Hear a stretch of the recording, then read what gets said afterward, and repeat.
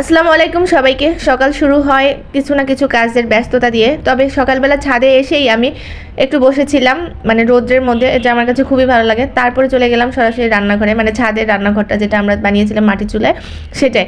আজকে মূলত আমি যেই জন্য এই জায়গায় রান্না করব সেটা হচ্ছে চালতার আচার বানাবো, আর এটার জন্য অনেক গ্যাস প্রয়োজন। তো ভাবলাম লাকড়ির চুলায় রান্না করি, যাতে করে তাপটাও ভালো হয় এবং স্বাদটাও ভালো আসে।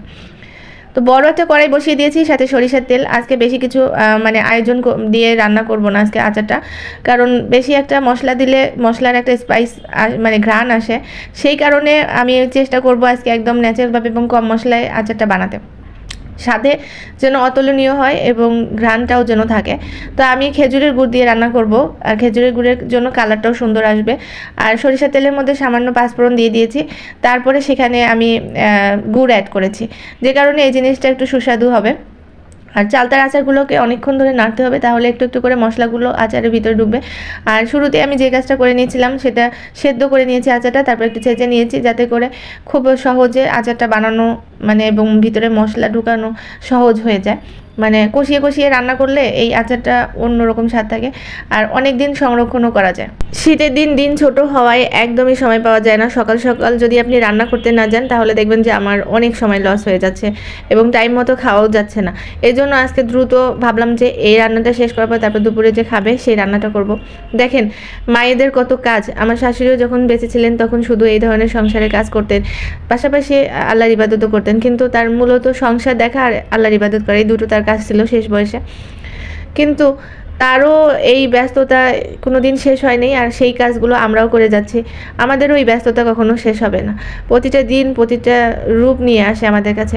এক একটা দিন যেন এক একটা মানে ইয়ের মতো এসে যায়, মানে কি বলবো, এখানে আত্মীয় স্বজন অনেক সময় অনেক কিছু আমাদের ফেস করতে হচ্ছে। যেহেতু আম্মা অসুস্থ ছিলেন, এই সংবাদটা শোনার পরে অনেকেই আমাদের বাসায় আসে, যে কারণে এগুলো মানুষের সাথেও কথা বলতে হয়, সংসার সামলাতে হয়।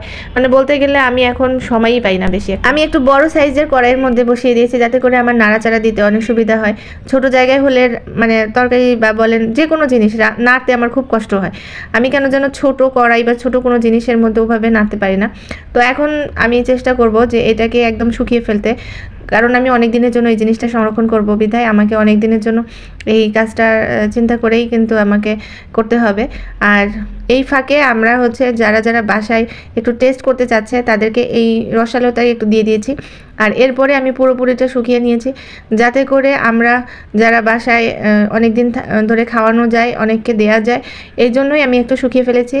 আর আচার তো একদিনে শেষ হয় না, এটা বেশ লং প্রসেস, অনেক দিন ধরে খেতে হয়, যে কারণে আমি আজকে একদমই ড্রাই করে ফেলছি। অন্যান্য সময় অল্প হলে আমি সেটাকে রসালোই রেখে দিই, যাতে করে অনেক দিন একটু সুস্বাদু আর একটু রসালো হলে। আর এই তো আমাদের শেষ আচার রান্না করা, তারপরে অন্যান্য দুপুরে রান্নার আয়োজন হবে।